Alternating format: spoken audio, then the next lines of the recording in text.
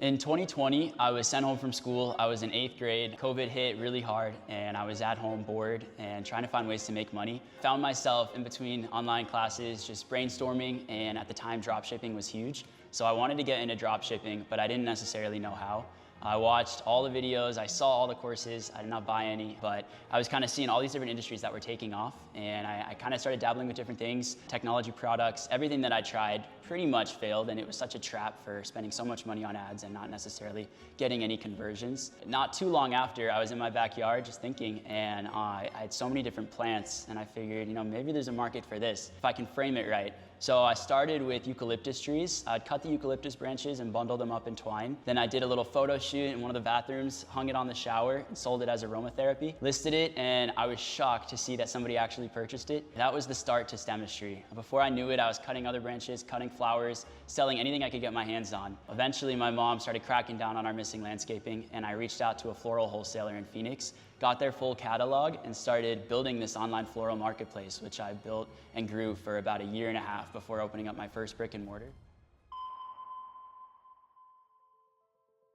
In 2020, when COVID hit, being stuck at home, yes, I was trying to make money, but also trying to be a good person. There were people out on the front lines that were really risking their lives and kind of going out every day and treating the sick, and there was a huge PPE shortage. A lot of my friends were first responders in some degree. I worked with a lot of firefighters or paramedics. So I found a template online that I was able to kind of modify, and I created a 3D printable mask and face shield. I worked with a couple local organizations, and we built a nonprofit together called For the Frontline. Through this business, we 3D printed thousands of face masks and face shields. We shipped them all over the country for free. We supplied airlines, we supplied local fire departments, police stations, NYPD directly. But not too long after launch, Washington ended up calling my school, and they sent the mask template to some of the third world countries, as it was used as aid to kind of assist and build up PPE shortages. Once we got that really launched, PPE started coming back into supply. So I dissolved the nonprofit. It was kind of full circle moment. It was mission accomplished for me. And that was really my first taste of real recognition. So many news outlets reached out and wanted to cover it. And that directly helped in my online business. I was learning kind of different media angles and how to engage with all of these outlets. During the same time, similar field, I started the first PPE vending machine. My first contract was with the Scottsdale Quarter. I went and pitched it to them. It's called the Sanitation Stations. So inside of it were all local goods. But in addition to that, we had sanitary products, face masks, hand sanitizer, just things that somebody being out on the go during a pandemic might want quick and easy access to. I expanded that across Arizona, a couple different vending machine locations. About a year or so into it, I ended up selling the business, and it currently is still in business under new owners. And that was my first experience with an exit. So even though it was on a very small scale, it taught me some of those core principles that I've kept with me in my day-to-day for different business endeavors I get involved with. So I was 15 years old, and I'm growing this online business. I have all of a sudden orders starting to really come in quickly. It was easy when it was just me cutting landscaping in the backyard and positioning it online, but when you're running a business and you're the only person, you're in charge of everything, whether it's logistics, marketing, customer service. So it was nice kind of easing into it at first and getting to kind of get a feel for each one of these components. But once I started listing a lot of flowers and I started getting experience with ads and business started really raking up, it got very difficult. So I would constantly keep my phone on me, seeing these orders come through. It was amazing, but it wasn't traditional drop shipping in the sense where I was outsourcing these orders and fulfillment. I was actually doing all the fulfillment myself. So being in Arizona, it's the summer months when this really started ranking up, and I was shipping orders out of my garage. So I would either be in school online, or once I was back in person, I would rush home from school. I would meet the flower delivery truck at my driveway. They would unload pallets of flowers, and I would empty the garage, kind of lay out all the flowers, lay out my boxes, and just start boxing orders. And 6 hours would go by easily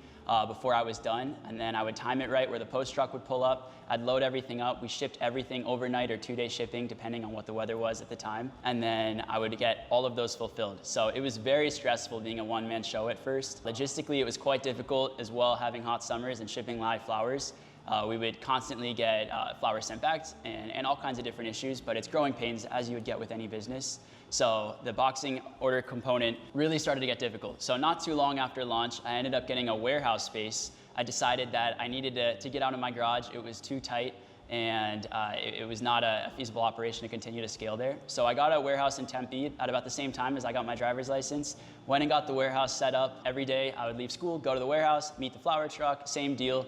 do all the boxing and fulfillment by myself, and then again grew out of the warehouse. So now I was at a point where I was really at a crossroads here. I was thinking about closing the business. I had built up quite a big savings. I was proud of where I had gotten, but I also knew that there was so much more potential here for what I had built. I decided that the best way forward for me would be to open up a brick and mortar. I could have employees shipping the orders while I was in school, but at the same time I could open up another source of income. Instead of just doing online sales, I could have in-person revenue as well.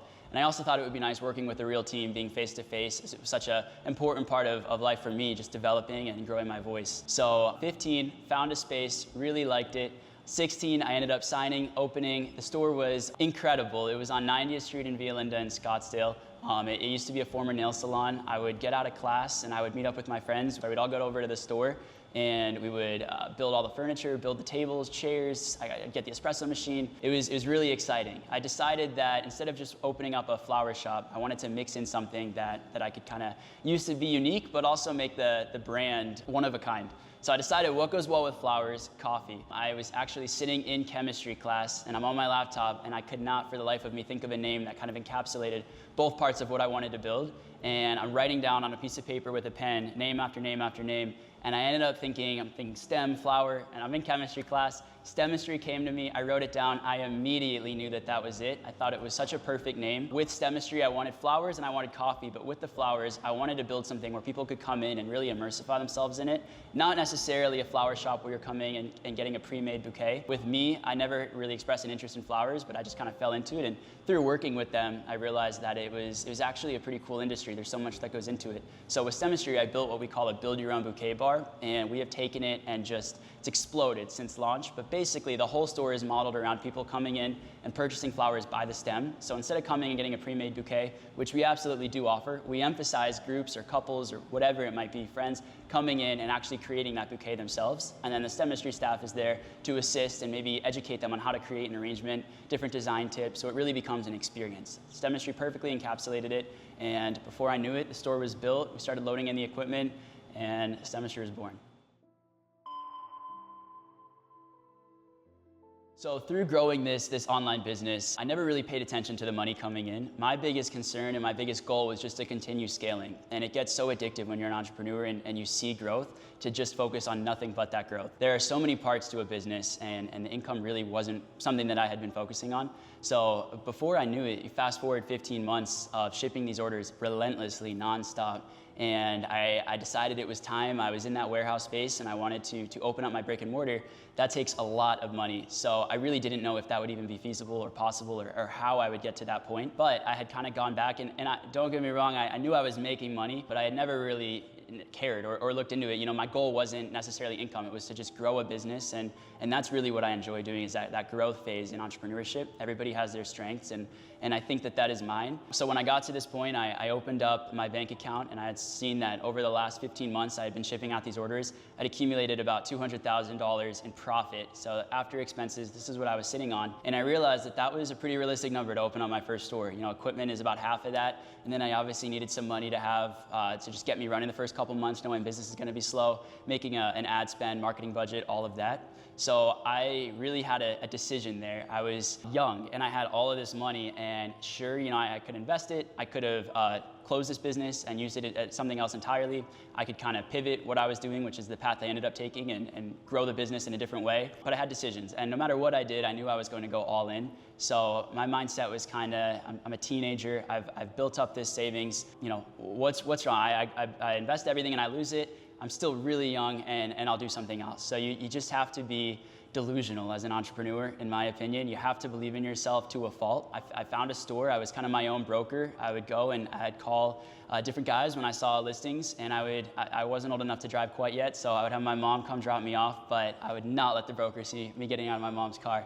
And I would go in, and a lot of them, even if I got the impression that it was a pretty good meeting, they would never respond to me because I was literally a kid walking in and touring these spaces. And I mean, to give them some credit, I had no idea what I was saying or talking about. I had never had a job myself besides the business that I had been growing.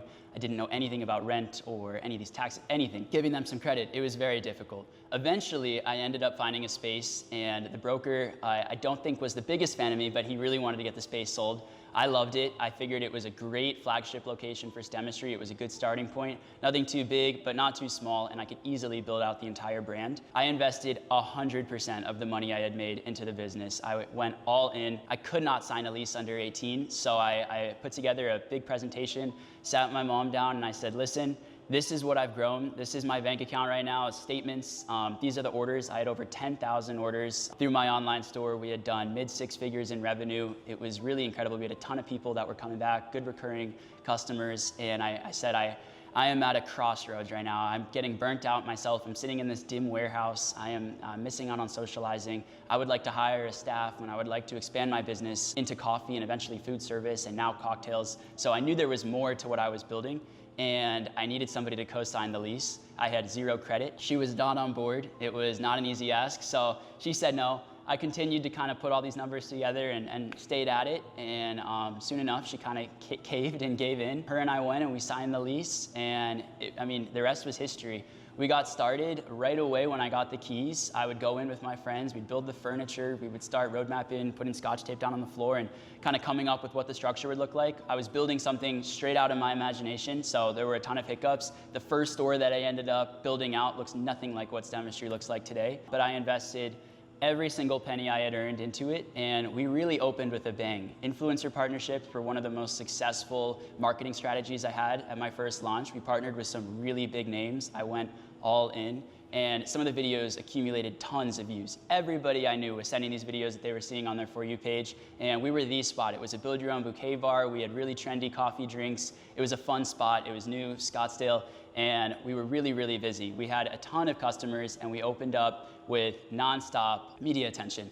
Being 16 when I actually hosted the ribbon cutting, I had the mayor of Scottsdale come out, a ton of press, and it was really rewarding having such a big launch and kind of actually getting to work with people face to face.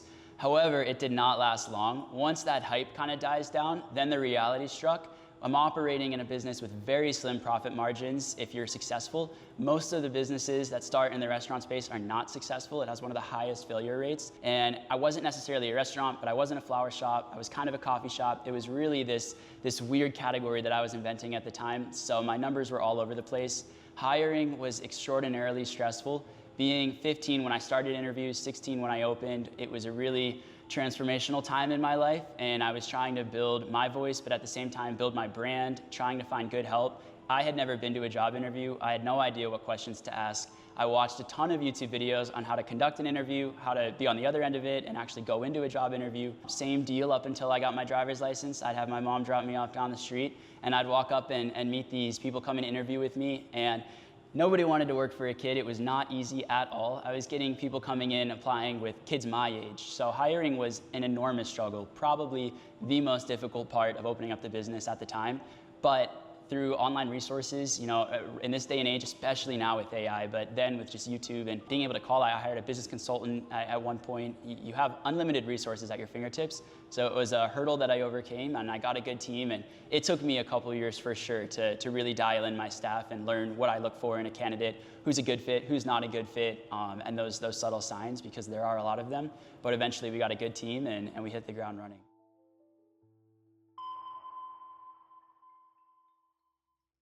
So a couple months in, I've been running this first STEMistry location. I had been navigating having an online store, shipping out these orders, but also having this other revenue stream, which is in-person sales, making coffee. We had expanded and grown a food menu. I'm dealing with perishable inventory. One of the things that I never thought about is when I was running an online business, I would only purchase inventory that had sold. Once I opened up a physical store, I realized that I was having inventory that's sitting on the floor that's not necessarily selling. Flowers are one of the most perishable items, but on top of that, I have milk and all of the ingredients that were going into our food menu, and there's all of a sudden all of these expiration dates and a ton of waste. So my first year in business, my sales had grown significantly from when it was an online business. In my head, that was a success. I had taken a number that I was extremely proud of with online sales, and I had grown it even more through the next year. So I had definitely transformed the business, and in my head, it was a success. However, I was dealing with something that I had never had to deal with the online business, and that was immense overhead. Online, the only overhead I really had besides cost of goods sold was the warehouse space, which still was not too much.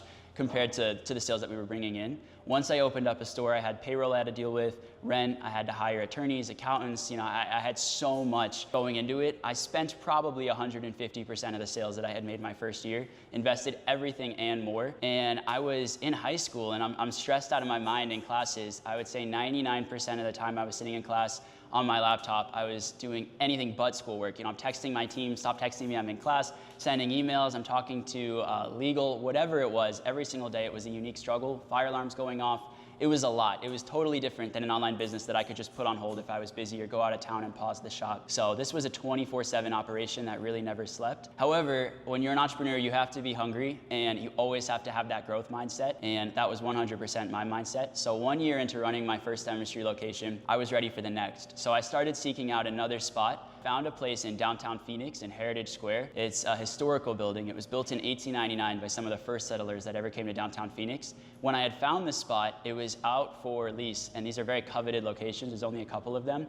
It was a whole process to get the space, and there was already a couple coffee shops that were very far along the pipeline. You had to go in front of city council and the nonprofit board, make your pitch, tell them why you're the right unique business to be in this location. And I decided, you know what, this is very risky, and there's a very slim chance I get it, but I think I have a unique story. So I reached out and I gave them my pitch, and they said that they wanted to do a Zoom call with me. So my first Zoom call, I sat down and I'm talking to all of the nonprofit leaders for this charity that run these buildings, and they pick the tenants for them.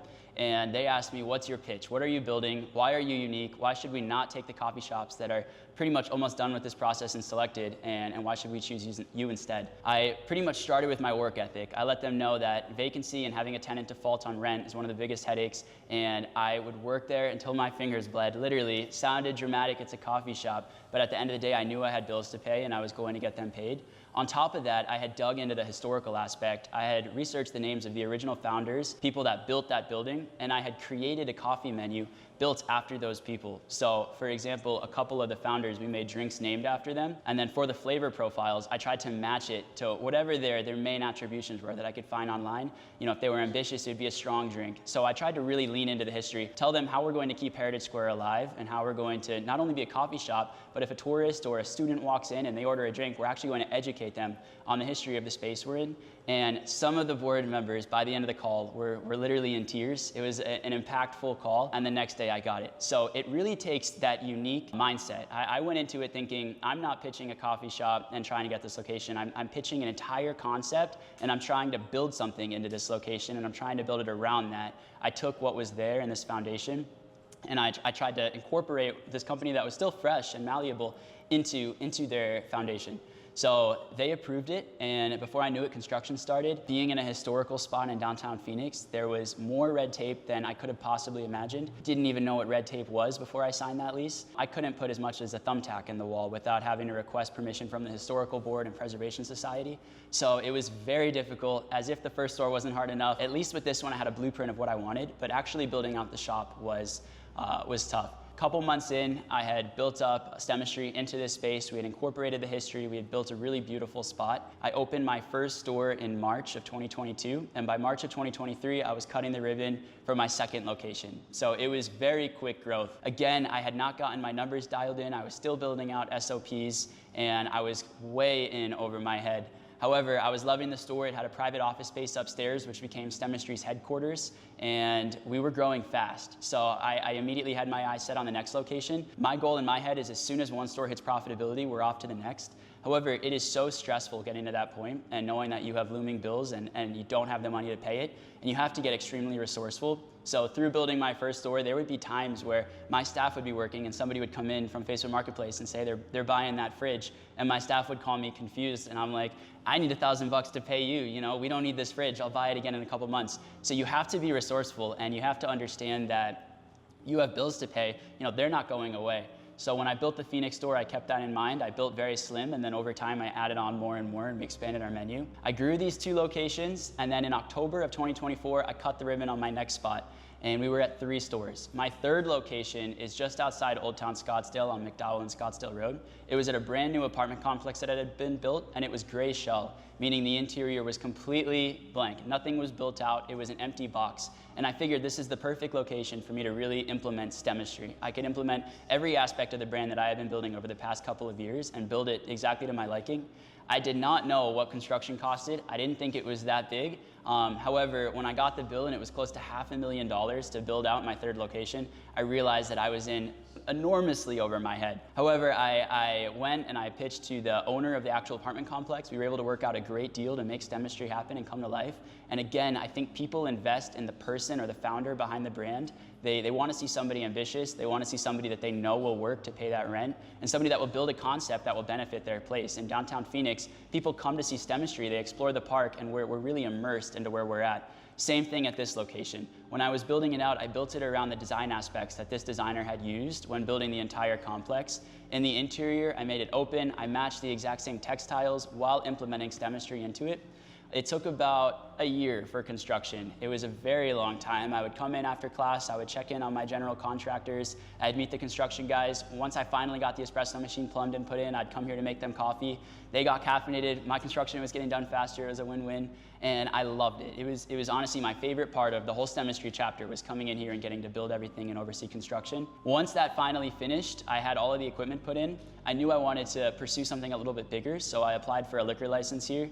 I was 19 years old when I applied for it, and that was extraordinarily difficult. As you can imagine, I'm 20 years old now, and it took a lot to get it, but we were approved. So this STEMistry location is now coffee, cocktails, and flowers. It's our biggest spot yet, and it has totally transformed the brand. So each store is a different chapter of STEMistry, but this one has really propelled us into the national spotlight. We've had national news and media attention here. We've had international features. It's been incredible. On top of STEMistry, I've been trying to expand in other aspects. I think when you're an entrepreneur, you're always thinking of different business ideas. I'm constantly driving or hanging out with friends, and something will come to my mind, and I will immediately put it in my notes. If I get to it, make a business plan, drop it in my backpack, and say to myself, one day when capital builds up, I'm gonna start this, but for now I know I'm pretty restrained. However, in September of this past year, I decided that I wanted to go off into another business. Being at ASU, I had seen how much a lot of the fraternities in Greek life incorporated party buses and limousines into the nightlife, and I figured I could make this better. As every entrepreneur says, a lot of the party buses that they used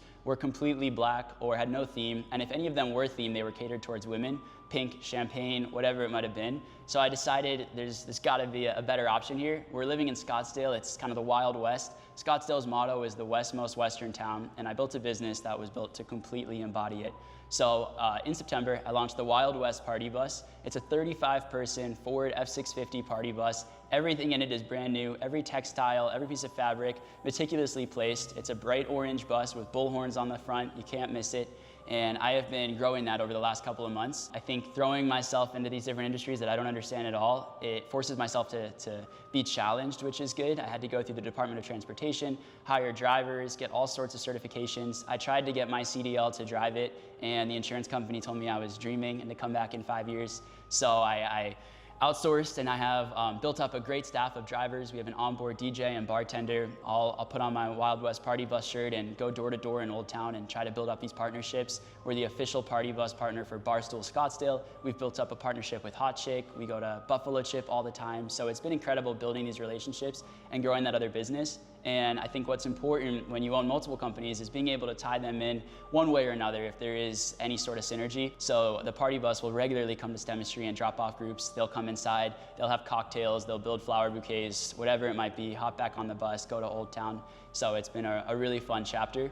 However, it is expensive. So I launched the party bus. I allocated a certain amount of money per month that I knew I would need to keep this business afloat. And then I started applying for insurance, and the insurance was so unbelievably high, I couldn't even comprehend how much I had to pay per month in insurance. So since I launched, basically 100% of monthly revenue goes straight to insurance and payroll.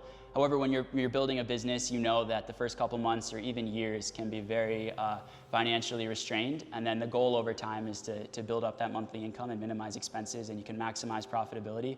That's been my goal with STEMistry ever since launch, and now I'm implementing the same with the bus, but growth is everything. When I opened up my third location, I was a freshman at ASU. I had just started college. I was a full-time student living in the dorms and experiencing that whole chapter of my life while also trying to build my business. And for the first time, I was able to surround myself with like-minded people, but also a lot of people that were wanting to kind of go on a path that I was going on, and they were asking for advice or talking to me about how I've gotten to where I'm at. And I think it's important to understand a few things. A lot of the people that I've met in college, they focus on the end goal. A lot of them kind of focus on the nice cars or the lifestyle that they want to live, and there's absolutely nothing wrong with that. It's good to be motivated and it's good to have goals, but you have to understand that that is literally the last step. There is an entire world that comes before it, and in entrepreneurship, I've never allowed myself to focus on the end goal. People ask me all the time, where do you see yourself in 5 or 10 years? And I truly have no idea. I just continue to do what I like, and that's expand and launch new businesses, and I think that's what keeps me going. But everybody's different. You just have to understand that there needs to be some sort of roadmap or plan, and if you're wanting to get into entrepreneurship, you need to understand it's not for everyone. I say it all the time, but entrepreneurs have to be delusional. If you're not delusional, you're not going to succeed, in my opinion, because you have to invest so much into something that's unproven. A lot of the times you're starting a business that hasn't been done, or you're creating something where there's no track record. You can't see if this is going to work. You just have to blindly believe in yourself and trust that whatever you're doing will work out one way or another by being resourceful. I think that I say this quote to all my friends, and they always get annoyed, but a graveyard is the best place for ideas. So many people think of these incredible ideas. I'll have friends pitch me something, and I say that's insane. You know, that's the next multi-million-dollar company, but they don't actually act on it. So if you're an entrepreneur, you're wanting to be an entrepreneur, and you have an idea, there's never a right time to start. You just have to start. And the first step for everything that I do is making a business plan, understanding what will this business take? How much of my time will it take? What's the opportunity cost or the capital that I'll need to invest? I know that there's no answer on what the probability of success is, but what is it looking like through all the research that I'm doing? And right now with AI, there has literally never been a time where you can have an idea and in 5 minutes have a full business plan end to end that you didn't even write. And AI can be such a tool, but I think it can also be overused. So it's important to use AI as a crutch, in my opinion. I don't really use AI too much in my coffee shops. I've implemented it to have it clean up our point of sale, maybe come up with some ideas for pop-up events or menu specials, things like that. With the Party Bus, it's great for outreach. However, it's always going to be a crutch. I think that human face-to-face is very important. People love the founder and the story behind the brand, and that's always been something that I've stayed true to. So in entrepreneurship, roadmap your plan, come up with a step-by-step diagnosis for what you're going to do, where you want to be, and how you think you're going to get there. And it'll be really hard for you to fail. As long as you stay motivated, you're going to push yourself. If you have a big bill that's looming, I have had so many sleepless nights where I have no idea how I have massive bills that are coming my way that I'm going to pay them. And I've gotten through every single one of them, and I'm here today. And it's days like that I look back on and I'm grateful for.